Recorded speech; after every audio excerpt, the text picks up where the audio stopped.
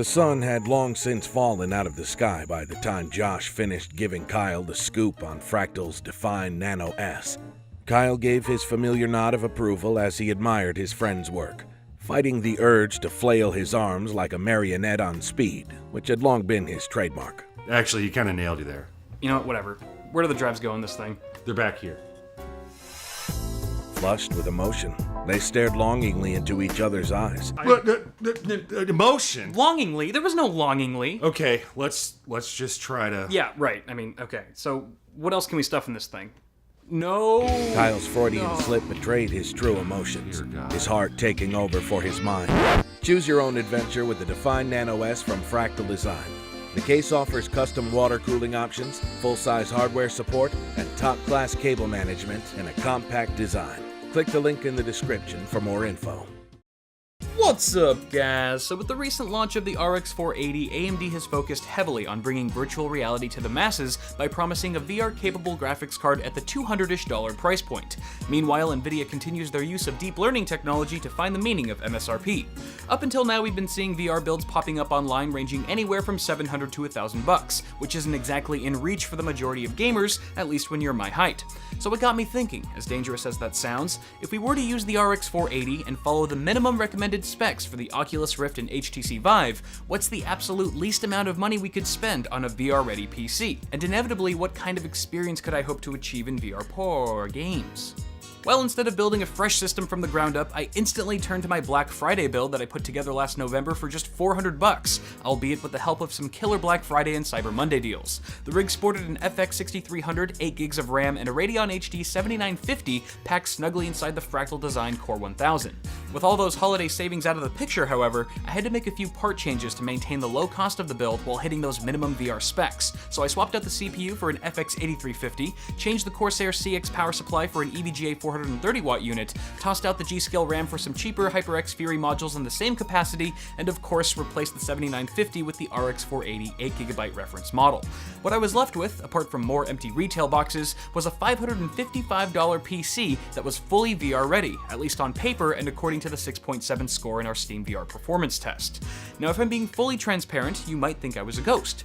You might have also noticed that I swapped out the old AMD stock cooler for a fancier Wraith I had lying around, but I left the CPU running at stock speeds. As such, this cooler swap should not affect our gaming performance. I just couldn't hear myself think with the old stock cooler, which I've since donated to my deaf cousin, who thought it was so ugly he donated it to our deaf and blind cousin. Now, initially, I planned to overclock the RX 480 for today's testing, but after sources like Tom's Hardware and PC Perspective revealed that the card was drawing power significantly outside the spec of the motherboard's PCIe slot, I've decided to stick to stock speeds until AMD releases a driver update to fix the issue. This topic is thicker than a black man's taste in white women, so if you want more info, I've put links to some relevant articles in the description. And with that, it's time to put the system through its paces. So today we'll be testing 5 games on the Vive and another 5 games on the Rift. Remember that in a best case scenario, we're going to want to see an average of 90 FPS to match the refresh rate of the headset lenses and relatively consistent frame times with few irregularities. Of course, none of that data really matters if we're not getting a perceptibly smooth and enjoyable experience. So starting with our set of games for the HTC Vive, let's take a look at Hollow Point. And you'll have to excuse the crappy footage quality of my monitor here, but I didn't want a Fraps or OBS screen cap recording to affect the performance results. In Hollow Point, we saw an average of 87 FPS, just shy of our 90 FPS goal. While there were some dropped frames introduced, there was too few of them for me to really notice any stuttering whatsoever. Coming from my Core i5 PC sporting a GTX 980 Ti, visually I could see no difference with our budget PC. Frame times were in good shape as well, averaging 11 milliseconds with 99% of all frames staying within 22 milliseconds. The RX 480 stays at a moderate 75 degrees Celsius on average with zero thermal throttling, and also notice how we're only using 30 to 40% of our CPU and memory, a trend we end up seeing with all the games tested on the Vive.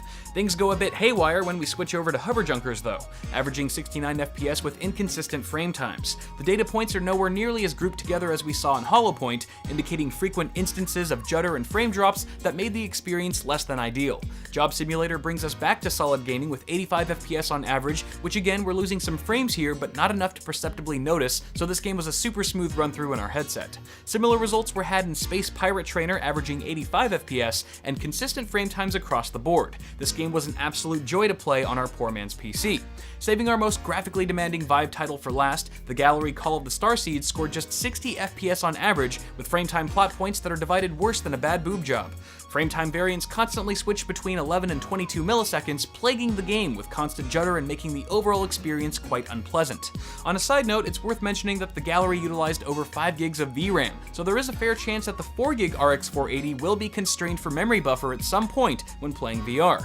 Now, with 2 out of the 5 games on the HTC Vive performing less than adequate, I was a bit nervous to try out the Rift, but I had also forgotten for a moment that the Vive titles are still not quite as developed and often feel like unfinished products compared to what you might find in the Oculus store. So strapping into the Rift, I was delighted to see an average of 89 FPS in the climb, with solid frame timings whose occasional spikes went unnoticed to my eyes. Here we see our CPU and memory are being utilized significantly more than they ever were in the Vive, but not quite to the point where we should be concerned. As we'll see in the rest of our Rift titles, the GPU load of the RX 480 also fluctuates considerably, whereas we saw mostly a constant 100% usage with all of our HTC Vive titles. Whether that's due to Rift games using GPU resources more wisely, or simply being less demanding is hard to say and will likely vary from game to game.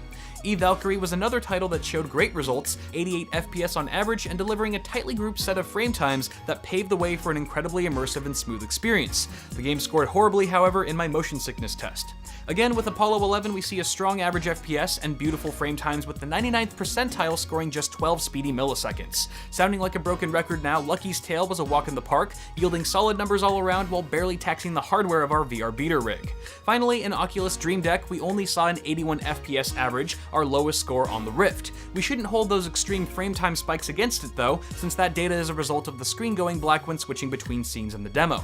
Still, this was the only test on the Rift where I experienced some occasional judder when moving my head quickly side to side, and even then it was quite minimal compared to the few sluggish titles on its rival platform.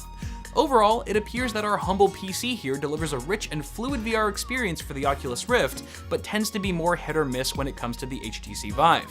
I'll have to keep a close eye to see if that trend continues as more polished Vive titles hit the Steam store. While this build might be a bit underpowered for someone looking into the Vive, at the same time, I'd almost expect someone on this tight of a budget to have their eyes set on the more affordable Rift. Sure, you'll have to pick up the Oculus Touch controllers separately later this year, but buying your VR setup a piece at a time might just be the way to go if you're strapped for cash. Now, a final thought to consider when building around minimum spec requirements is that while they're good enough for today, there's no guarantee they'll be well suited for the next wave of VR content. It's kind of like buying pants that barely fit while the McDonald's dollar menu continues to grow more compelling. With that in mind, I would suggest waiting to see what Nvidia has up their sleeve with the GTX 1060, but as of filming this video, I remain impressed with the price to performance of the RX 480 and the VR experiences we've managed to achieve with this $550 machine. That's gonna do it for now, guys, so let me know what you think about this rig in the comments, and don't forget to toss me a like on this video if you enjoyed it. Before you go, check the description below for my Amazon affiliate links and the best damn t-shirts on the interwebs. As always, I'm Kyle with Awesome Sauce Network. Thank you guys for watching, subscribe to the channel if you haven't already, and I will see you all in the next video.